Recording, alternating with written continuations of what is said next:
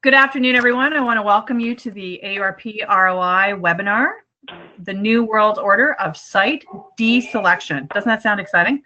Our two presenters today, we're going to go ladies first, is Rebecca Moudry, Vice President for Business Development with ROI, and good friend of AURP, Stephen Jast, President of ROI. Let me take a few minutes and introduce our prestigious VIPs. It gives tremendous context to their depth on the topic. Rebecca joined ROI, Research on Investment, in early 2017 as Vice President for Business Development. As part of the executive team at ROI, Rebecca supports the economic development community in business attraction efforts. She serves on the steering committee of lead generation programs for organizations across the country and across industries to help guide successful implementation. She's also played a key role in creating and developing lead generation and FDI attraction training programs for economic development organizations and is a trainer for the International Economic Development Council, IEDC, Foreign Direct Investment and Exporting Advanced course. Rebecca has 15 years of experience leading economic development and investment promotion programs. Prior to joining ROI, Rebecca was a Deputy Director for Investment Services at Select USA, the U.S. federal program to facilitate investment in the United States. In this role, Rebecca was responsible for leading an international team to promote the United States as an investment destination and serving businesses and U.S. economic development organizations. Now, Stephen Jast. As president of ROI, Stephen led the growth of ROI Research on Investment from a two-person startup in 2003 to a Profit Magazine Hot 50 company, having posted revenue growth over 300% and becoming Canada's 26th fastest growing company in 2007. Stephen was further recognized as a finalist in the E&Y International Entrepreneur of the Year competition in 2006. Prior to founding ROI, Stephen was partner and executive vice president at CAI Corporate Affairs International, a boutique selection corporate practice for about 10 years. And most recently, Stephen has been leading an ambitious R&D effort to harness the power of big data and artificial intelligence in the world of investment attraction, the Gazelle platform, which I hope he will share a few more details during the presentation. Now, before I turn the program over to our experts, let me just review a few housekeeping items. The webinar is being recorded for others to enjoy that have conflicts today with their schedules or they're not able to join us. Hence, all the microphones will be turned off. If you have a question, please use the chat and send your questions to me directly, and I will share them at the end of the presentation. Follow-up questions that you would like to address individually with our presenters, I'm sure they're open to that. Please write them down throughout the presentation, and I'm sure that Stephen and Rebecca will share their contact information at the end of the session as well. So let me now turn it over to our experts, and Steve, I think you're going to be kicking us off. Go ahead, Steve. Thanks very much, Carol. Thanks for the introduction. Rebecca and I are thrilled to be here today in the second of our series of webinars dealing with investment attraction and site selection. So in the last webinar that we put on for the AURP, we talked a little bit about how important benchmark assessment is and learning what your value proposition is in advance of your investment attraction strategy. Today, we're going to be talking a little bit more about site selection and some of the changes the site selection process has undergone over the course of the past 10 years or so. We're also going to talk a little bit about what firms are looking for and how they find it. So as an administrator or a business development professional at an economic development organization or a research park, obviously you're trying to attract companies to come set up shop inside of your park. So we're going to share a little bit about, I think, some of the most important data points that companies are looking at in the earliest portions, the earliest segments of the site selection decision-making process and where they go to find that information. And then how to position your community to target. So again, we'll talk a little bit about benchmark. We'll talk a little bit about how you want to market your park or your region globally to companies who may be considering a new or expanded R&D or manufacturing type of facility. And again, as Carol mentioned throughout the presentation, if you do have any questions, please feel free to pass them along to Carol, and then Carol will pass them along to us. So without any further ado, let's jump right in. I'll spend just a really quick couple of slides to talk about our company. Carol did a great job introducing us. So ROI, we're a company of about 60 people. We speak about 25 languages. Our primary goal is investment attraction and lead generation for the economic development community. We also do some work a little bit upstream in advance of lead generation, so benchmark assessment, target industry studies. We also do a lot of work in training. So we do help economic development organizations from around the world better understand what companies are telling us as it relates to the kinds of data that they need to make informed decisions and how they're going about making those decisions. Okay, so how and why the site selection process has changed. Before I get into some of the major changes in site selection, I want to talk a little bit about some of the things that haven't changed and some of the things that I don't think ever will change. And for those of you who may have joined me in the last webinar, I did show this slide, and I think it's such a fundamentally important slide that we're going to start off today's webinar talking a little bit about the sort of the pillars, the foundation to the site selection decision-making process. Every company is very much aware of and trying to mitigate risk as much as possible. Risk aversion is the #1 criteria in the site selection decision-making process. Capital is precious, time is precious, resources are precious. The last thing that anybody wants to do are waste any of these resources. So risk mitigation is always #1. So when we're talking to a company who's interested in locating in our jurisdiction, we always have to be very upfront about talking about how we're going to mitigate risk. Of course, risk has a lot to do with money, and it has a lot to do with speed. And when we talk about money and speed, we're talking about how much of an investment will be required upfront. If it's more in one jurisdiction versus another, is not necessarily going to position one jurisdiction or one park more favorably or poorly. And what I mean by that is, if it's a higher upfront investment in one location, but risk is averted and the speed to profitability, the speed to marketability, the speed to commercialization is shortened, well then our tolerance for a higher upfront investment is greater. So anytime we're talking about the site selection decision-making process, always keep in mind the 3 pillars: speed, risk, and money. Okay, so the site selection process in the 1990s. I started my career as a site selection consultant back in 1993. And back in those days, there was no internet, there was no email. And when a company was going to start out in the process of looking where it might want to expand to, it almost had to get in touch with the local economic development organization, because that's where you went to get the data that you needed to come to an informed decision on where you wanted to expand to. However, I think one of the key changes in the site selection decision-making process, whoops, I touched the wrong button, is the shortening of the process as it relates to the implication of the economic development or the research park administration. If we look at the STAR, the shortening of that distance between the research process and the go, no-go decision has been shortened tremendously. Why is that? Well, today, real estate executives, site selection consultants don't need to liaise with economic development professionals in the earliest portions of the decision-making process, because most of the data is now online. It's easily accessible. The proliferation of data in the digital world has made it such that interpersonal contact with the economic development organization is really not as necessary at the very earliest stages. It's only once a company has chosen a short list of potential locations where very often the local, again, business park or economic development professional will get involved in the process from an advisory capacity.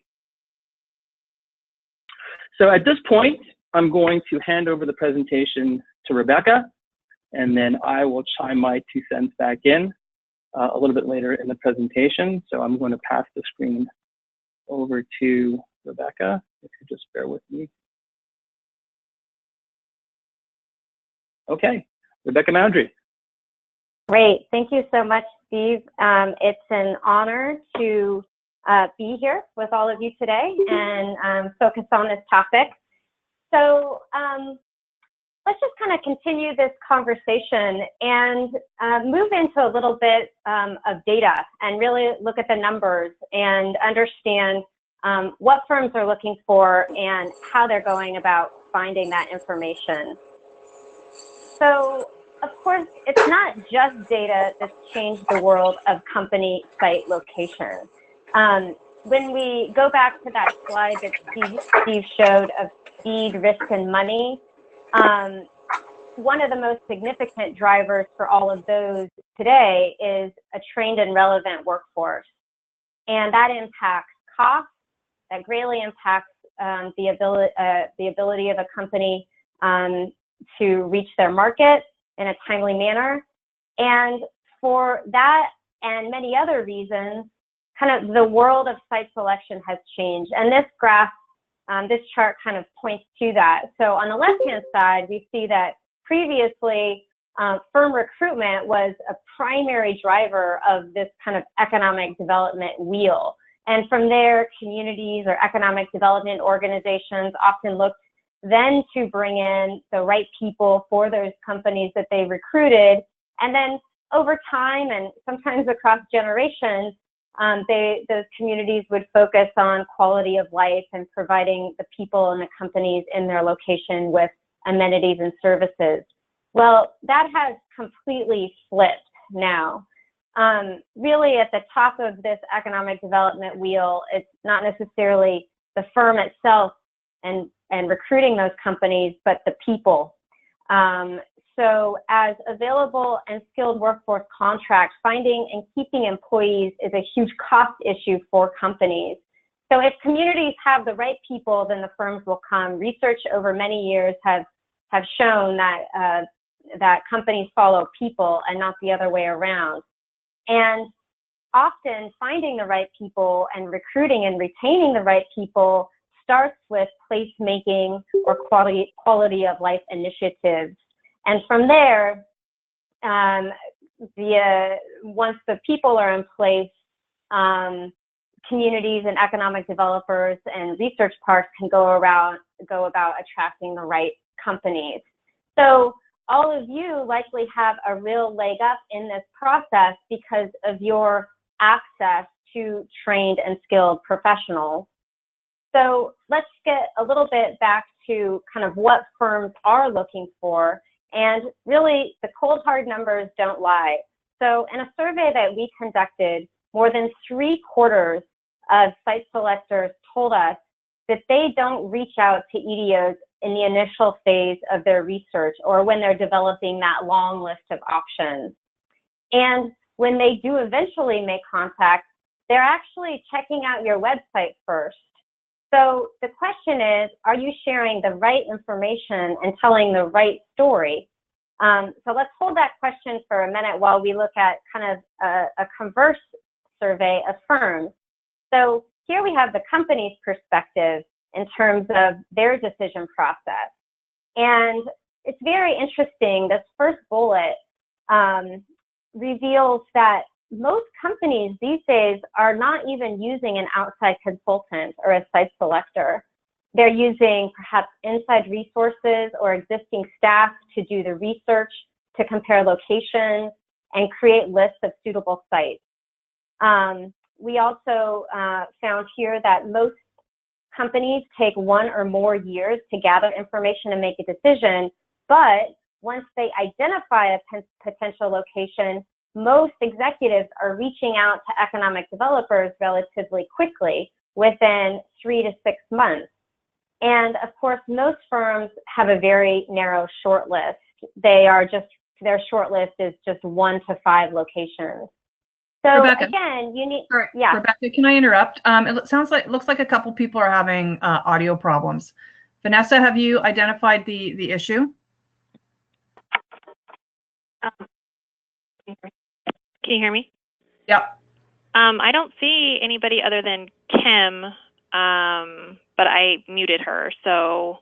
Okay, I just want to make sure that everybody can hear, that's all. I think it's more she wasn't able to speak. Okay, perfect. Than to hear, yeah, okay. From what I understand. Great, thank you. Are you all, interruption, can Rebecca. you all hear me okay? Carol and Vanessa, can you hear me okay? Okay. Yes. Yep, just fine. All right. Okay. Sure, let's move on.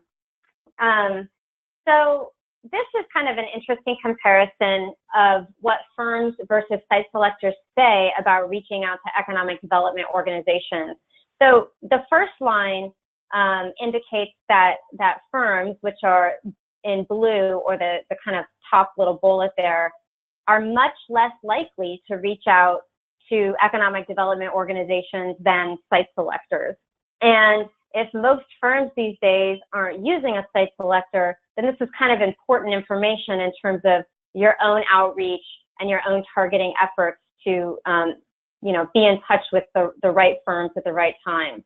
Another kind of finding from this survey is that the third line, if you check that out, companies are much more likely to not reach out at all in any stage of a site location search. And there could be a lot of reasons for this. Clearly site selectors are connected to the economic development community, but perhaps companies don't know that EDOs can assist them to find the right site, the right workers. And so the onus is really on us, on economic development organizations or communities that have available sites to proactively reach out and let companies know of the many assets and services that you can provide to them. So I know there's a lot of data in here. Bear with me. This is all kind of part of the larger story that we're telling here. But another piece, this just gets back to the labor availability, how important it is right now to companies in terms of looking for the right site in the right location.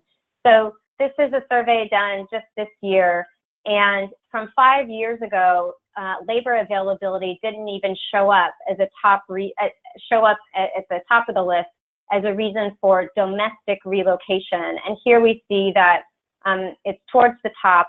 A lot of companies are mentioning it. And at the very top are facilities and infrastructure. And this, of course, is interesting from a research park perspective because facilities and infrastructure are certainly among the assets that you all have and can highlight. So this next slide shows a survey that's done every single year. It's the A.T. Kearney FDI Confidence Index. So this surveys global executives about their confidence or about their perceptions of different markets, as well as the factors that they take into consideration when they make a foreign investment. And the top 5 often stay quite the same, but labor cost comes on strong and has gotten stronger and stronger over the years in terms of a top factor.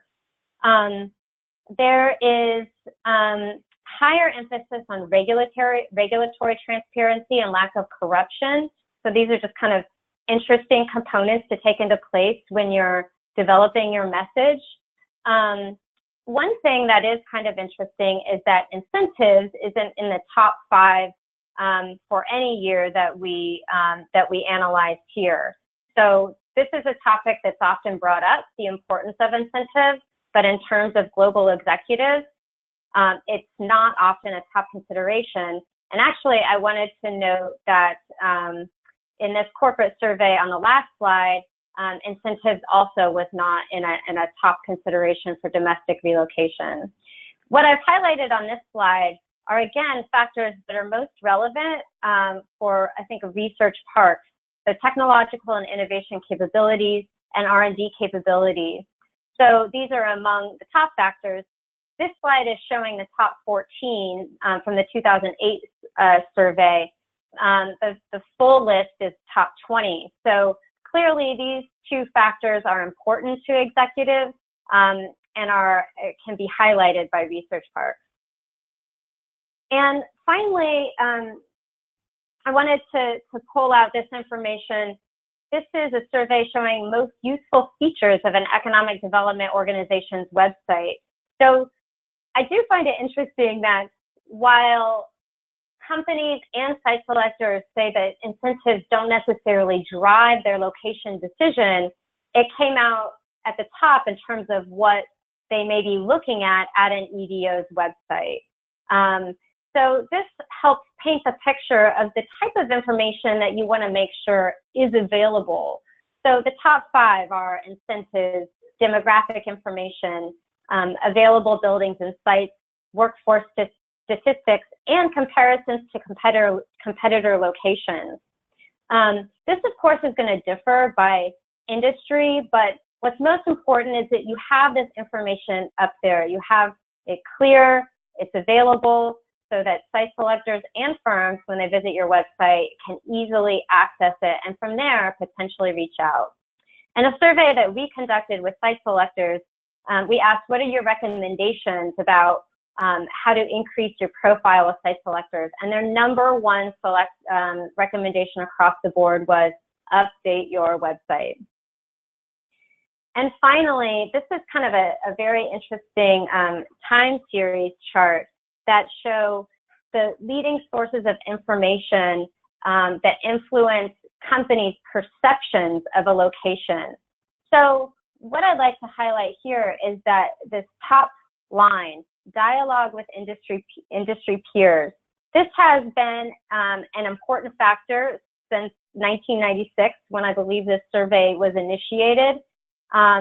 So this points to the importance of ongoing engagement with your existing employers, with companies that are in your park, in your region, because they are out there talking with their peers, and their peers are asking them about your location and if it's a good place to invest and expand. So that ongoing engagement is clearly important. It has gone down, and that's not much of a surprise. So in 1996, it was ranked much higher, and dialogue with industry peers was ranked much higher as a source of information. While, of course, a lot has changed since 1996, clearly companies and site selectors are able to get information about locations in different ways. And that's kind of a primary point in our presentation today. So while that's gone down, other factors have, of course, increased, like online resources, which didn't really exist in 1996, as well as social media. Other things that have of course kind significantly are articles and newspapers as a major source of information. And this is the last kind of data-heavy slide, but this is just a real quick look at what companies and site selectors have indicated are the most effective marketing techniques that they find. So no surprise here, really leveraging online resources and direct engagement and promotion through your website and through the internet is a significant factor. So from here, I'm going to turn it back over to Steve really quick, and he's going to kind of take us to the next section and bring us home. So let me do this.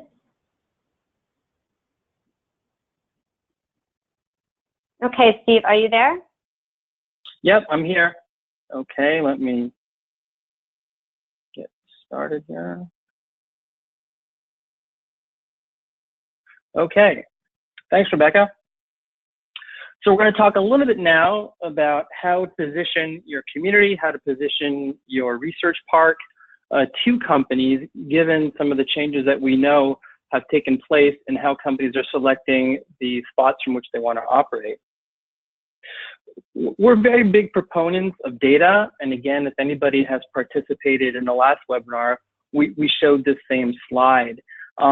We feel like it's very important to have strong data analytics from three different perspectives: from a marketing perspective, from what we call a positioning perspective, and then, of course, to help us with our outreach strategy moving forward. So let me spend a couple of minutes in talking to you about some of the different data points that I think are important in each one of these three.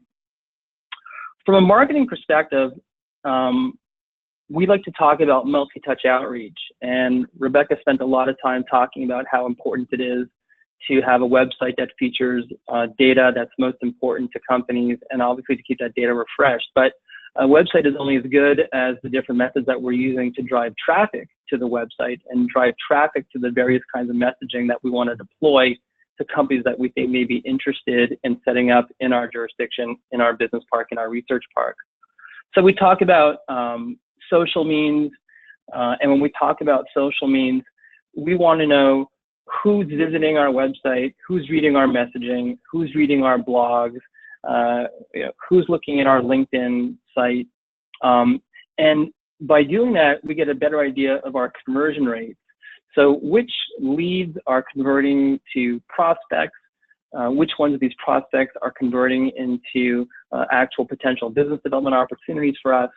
And the way to truly maximize our marketing dollars is to understand which vehicles are converting these leads at the highest rates. So it's very important to have a platform or somebody responsible for these kinds of analytics to make sure that our marketing spend is optimized over the different channels that we have, again, to drive traffic to our website. Again, if nobody knows we exist, it's very hard to position ourselves, and it's hard to market our value proposition and our unique selling proposition to the world. So very important to constantly be checking on your analytics and then tweaking your marketing spend based on your conversion rate. The next component is what we call positioning. So we need to understand our research park. We need to understand our community before we can really engage in any effective marketing. And so what do we mean by proactive positioning and having a good positioning strategy? Well, in our last webinar, we talked a lot about benchmark assessment and value proposition. Every single research park, every single county, every single MSA, every state, every country has a series of value propositions, something where they're positioned a little bit more favorably than a comparator region.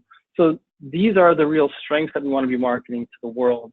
So I'm a strong believer in having a research park and having a specific jurisdiction go through a benchmark assessment, go through a SWOT analysis, and come out the other end with a unique selling proposition that then becomes the real voice of the research park, of the community, as it relates to the value proposition, as it relates to why companies should take a harder look at setting up an operation in that particular location. We obviously need workforce analysis. What are the skill sets that we have present within our community? How are they transferable?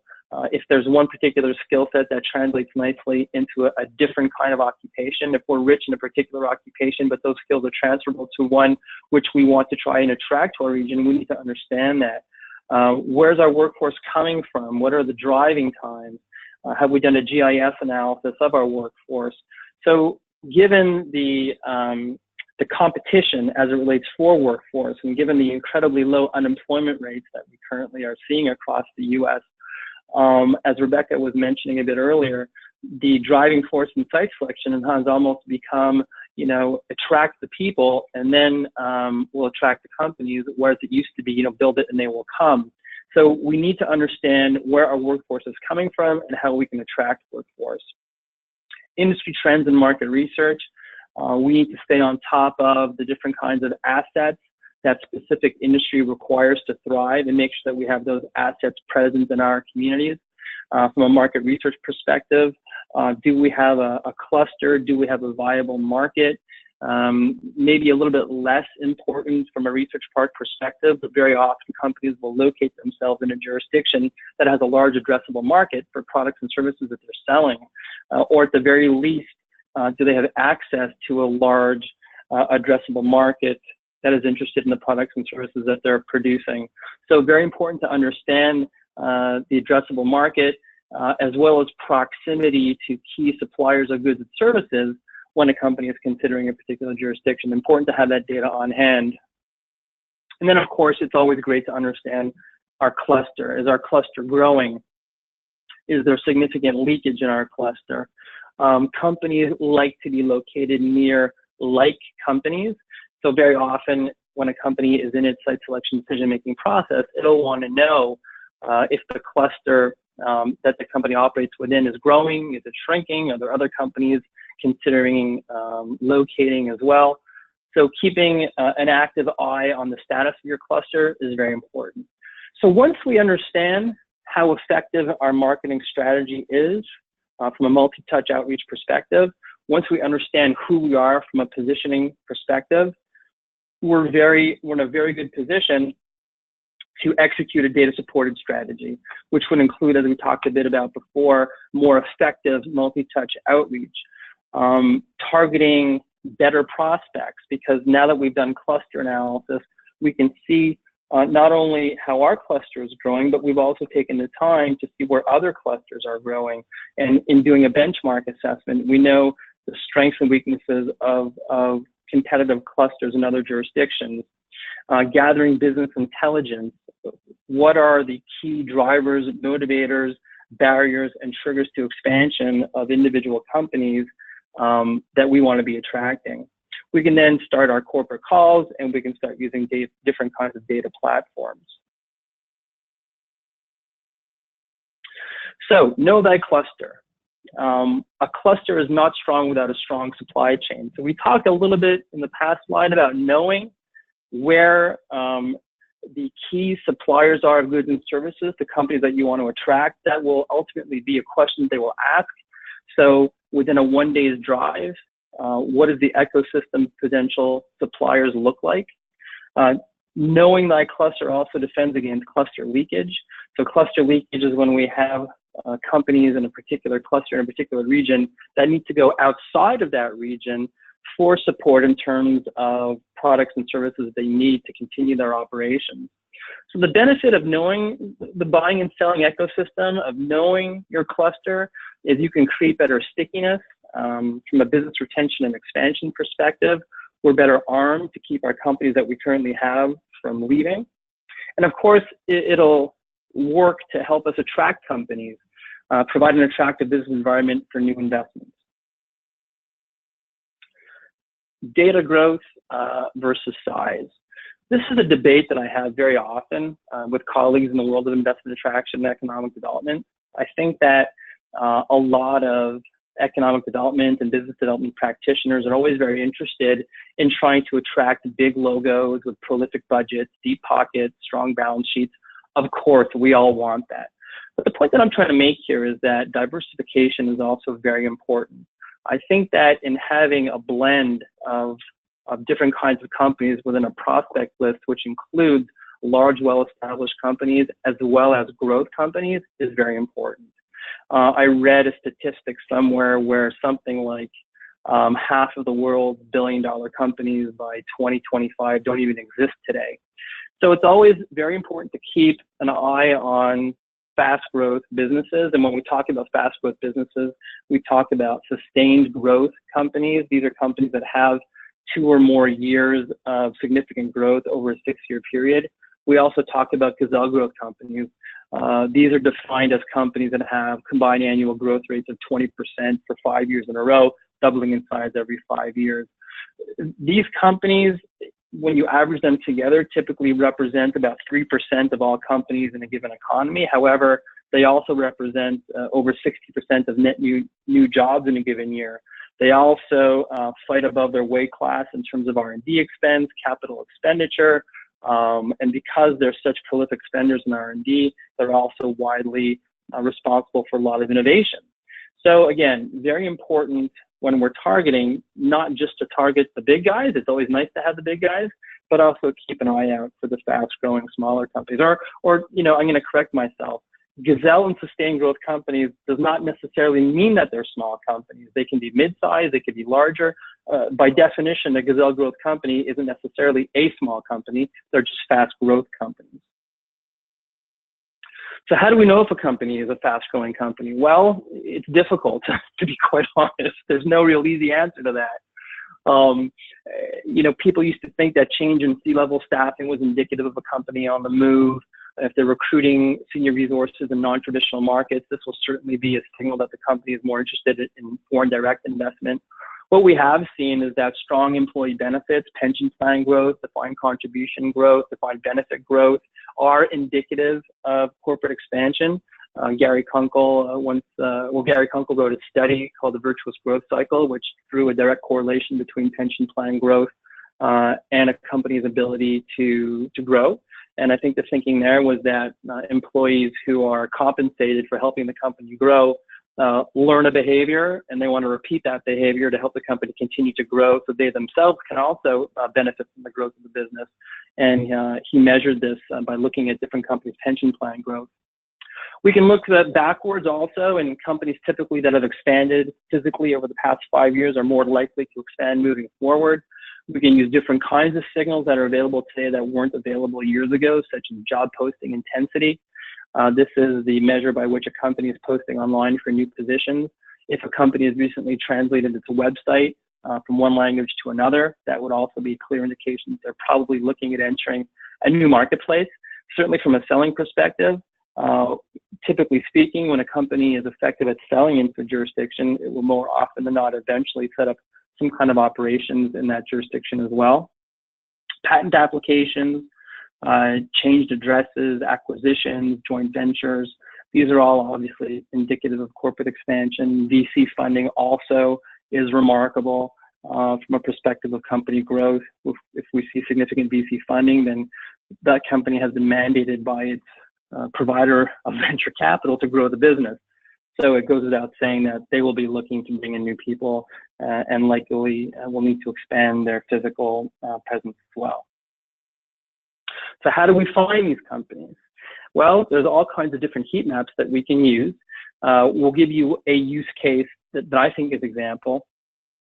So right now what we're looking is at a county-based heat map of companies with strong revenue growth and job growth. So these are two strong indicators of companies that are growing, obviously. If a company is hiring lots of people and they're generating lots of new revenue. But, buyer beware. Very often companies, and I know I might sound like I'm going to contradict myself, but nothing is quite so easy in this world. Companies that are growing really fast, these companies are typically under a lot of stress from a working capital perspective. The debt to cash ratios can also not be optimal given the fact that they need to fund this tremendous growth. So always keep an eye out, a cautious eye out for companies that are growing really, really fast. But to add to this formula of this heat map that we're looking at, which combines revenue with job growth, what we can also look at are jurisdictions that have strong, or not strong, I should say, but high average salary growth. So what would that tell us? Okay, well, these companies are growing from a revenue perspective, they're growing from an employment perspective, but the jurisdictions that they're in are growing very fast from an average salary growth perspective. So that tells us that these companies are likely going to be suffering from eroding margins, given the fact that they're in counties in the US with very high average salary growth. It probably also tells us that these companies are having trouble recruiting people. Workforce works much in the same way that the economy as a whole works, meaning if there's not enough supply to meet demand, prices will go up, prices here in the form of salaries.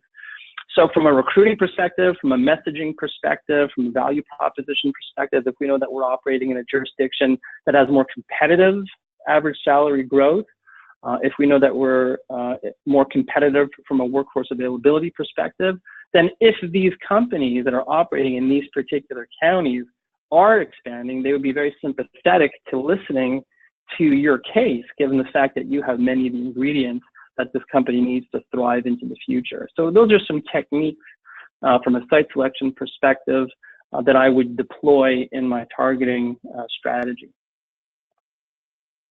So that's it for today's webinar. And certainly, Carol, if there are any questions, I believe we have about 15 or 20 minutes, and Rebecca and I would be thrilled to answer any. Perfect. Thank you, Steve and Rebecca. Super information. I can't write fast enough. We have these webinars, which is great. That's why they're recorded, so we can go back and pick up little pieces later.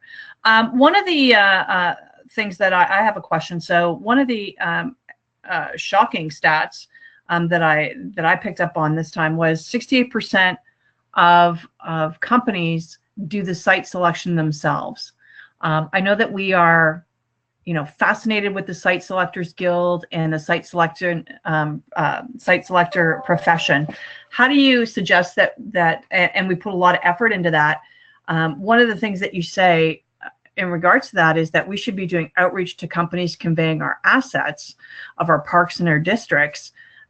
But how do you typically do that rather than going after like a Site Selectors Guild? How do we target the companies we want then? And what's the best way to communicate with them on a regular basis about the assets we have that would benefit their company? What have you seen works in the past, and what are the normal ways they like to receive information? Rebecca, do you want to take a shot at that, or do you want me to go ahead? Well, I'll start, and then and you can finish. Well, I'm glad that you kind of picked up on that, because I also think it's very interesting, because I mean, clearly site selectors are an important piece of kind of the economic development community, and like everything, there's a balance that needs to be struck. So putting all your eggs in a site locator basket may not be the wisest of choices, and this stat really kind of highlights that. So the other pieces of information, of course, that came out through all of the other surveys and details is really how companies themselves are accessing information. So again, they talk to each other, but of course, more and more, they are using online resources.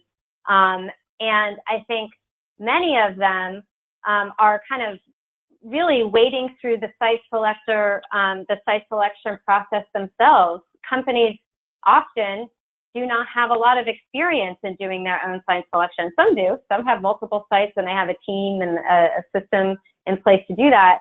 But many really could use the expertise and guidance and information that come directly from economic development organizations. So with that, Steve, I'll let you kind of take it from there. Okay, thanks, Rebecca.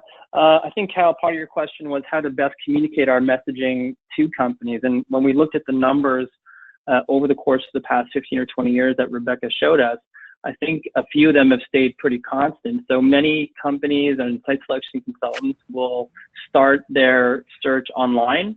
So it's extremely important to make sure that we have a website that includes all of the latest information, and that also, in a best case scenario, benchmarks the research park or the jurisdiction against potential competing and comparator regions.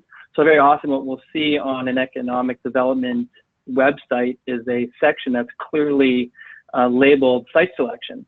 And you click into that particular section of the website, and it's full of data and information related to workforce availability, workforce cost, energy cost, all of the key criteria that a site selection consultant would need to either shortlist or deselect that particular jurisdiction. And I think it's also very important to have an up-to-date GIS listing of all available facilities. So very often, site selection consultants will come on, they'll have a very specific requirement for a very specific requirement for a client. If it's a manufacturer, a certain ceiling height, a certain slab that they might require. And it's very helpful to know if those kinds of facilities exist in the jurisdictions they're looking at. So to keep a very active real estate listing posted on a GIS platform, so the site selection consultant can go ahead and look. Now, obviously, for a research park, we're not talking about, heavy manufacturing, but how many, square feet of office space are available immediately in the coming months, et cetera. So there's website. We also saw that one of the very popular ways for companies to make their value proposition known to, one of the popular ways for economic development organizations to make their assets known to companies is through company visits. So, it's very old school, but it still ranks very highly. Companies really are very appreciative of when economic development professionals, or for that matter, research park administrators, business development professionals, go to meet with them and talk to them specifically about the assets of their park. We call this propositional marketing. So it's when we actually draw a list of companies that we want to get in front of. We go pitch our value proposition and pitch how that company could enhance its bottom line by being present in our research park. Companies, they're not, okay, I was going to say that they're not philanthropic charitable organizations. I mean, some of them can be, but I mean, really, they're in business to do business, and they're in business to have a bottom line. And then if they have a strong bottom line, they can become charitable. But, it's very incumbent upon us as business development professionals to show a company how it can enhance its bottom line. So when we talk about propositional marketing, let's go meet with companies that we feel really could benefit by being in our jurisdiction, and let's go and show them how they can benefit from a bottom line perspective by being in our research park. So those are two ways, but I think that what I'll end this very long answer to a short question is by saying that in 2018, we call it multi-touch outreach, which means that no one particular means of outreach is really going to far surpass another. It's really a question of blending and diversifying all of your communications. Do some communication by email, some communication by snail mail, some communication by social media, some communication face-to-face. It really needs to be a blend. And then you need to sort of, going back to the visual that I had, you need to go back to all your different types of outreach and see what's converting best for you as an organization. And then, you know, try and do as much of that kind of marketing as you possibly can based on the analytics, based on the numbers. Perfect. Perfect. I wondered if that, you know, proposition marketing and, you know, being face-to-face was still a really common element within the, you know, closing a foreign direct investment. And I'm glad to hear that it is, because I mean, you know, half that meeting is about listening and finding out what the real pains are for those organizations. Absolutely. It still very much is a face-to-face relationship building type of a process. It's very complex. It's not easy. It can be very sort of anxiety generating for somebody who's going to be investing into a new country for the very first time. Yeah. So if we're able to allay that anxiety, if we're able to become what we call a value-added partner, then most definitely, you know, our community stands a better chance to being the, you know, to receiving foreign direct investments, you know, based on those very, very traditional concepts of relationship building and delivering more, you know, than what's asked of us, to show that we really are very committed to the process. Great. It's a contact sport, as I always refer to it. 100%. Absolutely. Couldn't agree with you more. Perfect. One of the, a question that's come through is, have you done any work with opportunity zones? Because many of the research parks in the US are located in opportunity zones, and just wanted to get both of your feedback on the opportunities, the trends. What's the latest that you're hearing on those? Well, Rebecca, do you want to start? I don't have tons to add.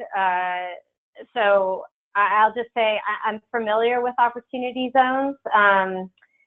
And it hasn't come up significantly in kind of my interaction with economic development organizations in terms of, or from companies in terms of what they're specifically, you know, looking for, as in, you know, that's a criteria for them.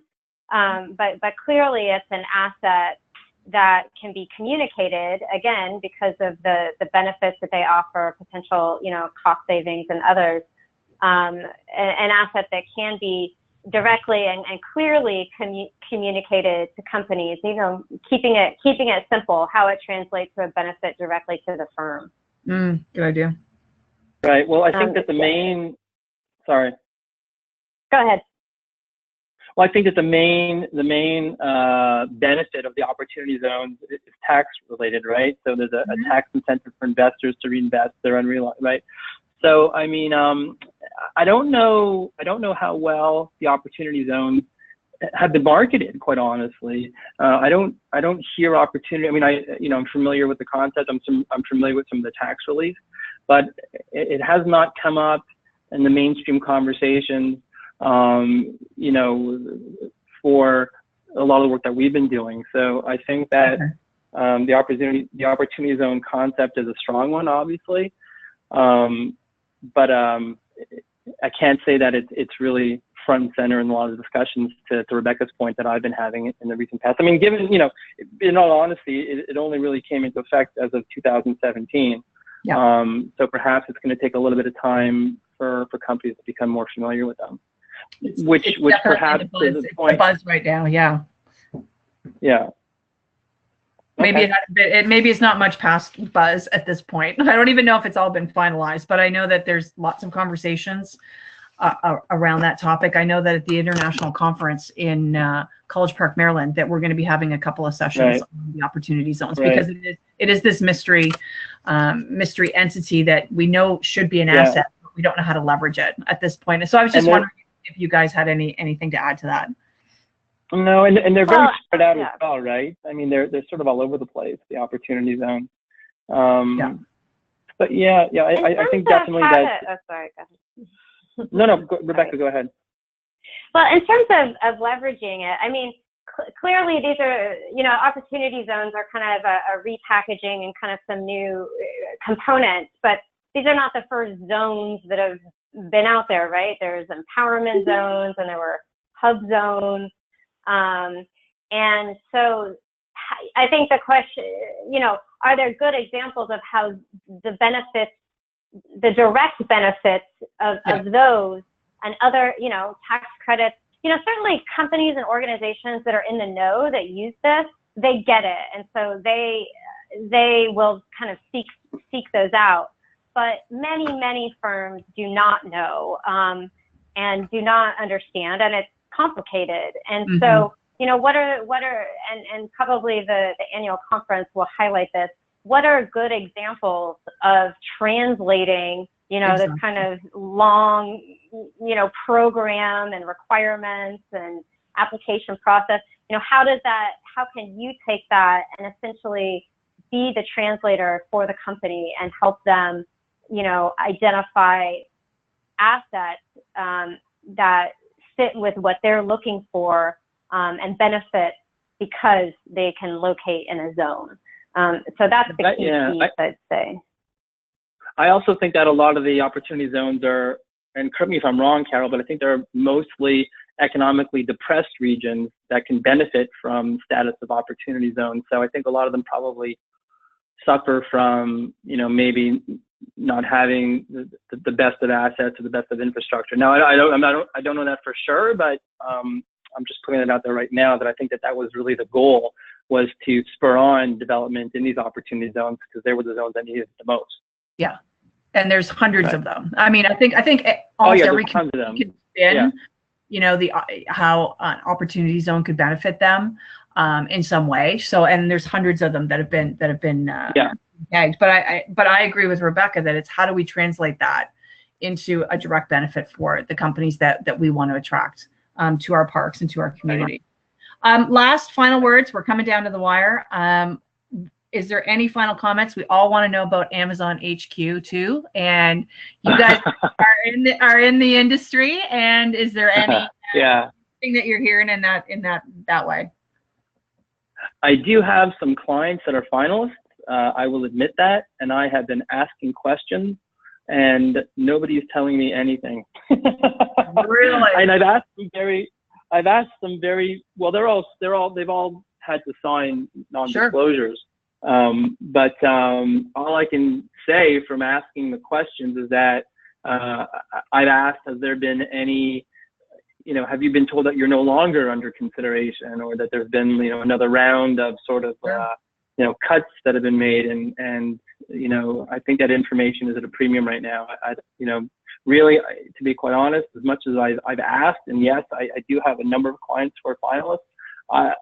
Either they're really great at keeping a secret, or I just don't know that they know anything. I think it's been a long, very confidential process. So I wish I could tell all of the listeners that I know something and that I could share it with them, but I just don't. And I've stopped asking to that point, to tell you the truth. Do we know the date when? Because we've heard fall, but we're officially in fall now. So have we heard any dates that we're working towards? Like I said, I thought that they already missed their initial deadline of when they'd have an application finally selected. So I don't know, Rebecca, have you heard anything differently? No, and I'm here in Washington D.C. So there are 4 counties in DC that are in the running, and I, chat with different people, and I also, it's like mum's the word. There's no real even activity to track, like who's going where visits, like it's really under the radar. Yeah. I've had a couple of clients who had Amazon folks visit their communities short after the final 20 were named. And this was a while ago, and I haven't heard anything since. Wow. Crazy. Now, just comment on Amazon and the exercise they went through and the amount of data that they collected. I mean, for a data-driven organization like yourselves, that must be just, that must have been really interesting to watch from afar. It was, and I think it caught a lot of economic development practitioners off guard. I think that one of the main lessons that a lot of the folks in our industry learned was that they need to keep their data very much up to date on an ongoing basis.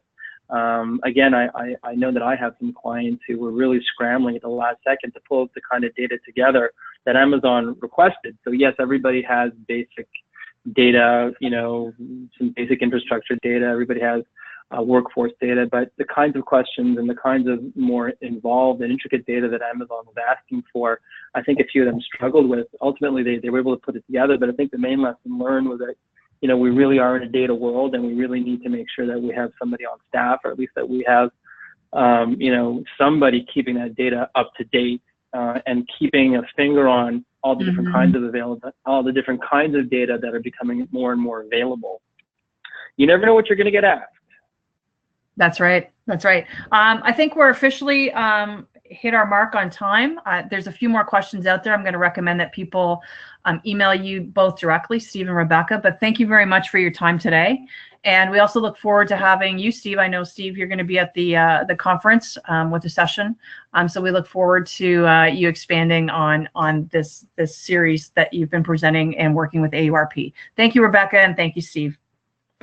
Okay, Rebecca's going to be at the conference as well. So we both look forward to seeing you, Carol, and anybody else, and all the AURP members, sponsors, etc. Look forward to seeing everybody. And thank you so much for allowing us to put on the webinar today, Carol, and look forward to speaking with you real soon. It's been a lot of fun. That's great. Super interesting. Thanks, guys.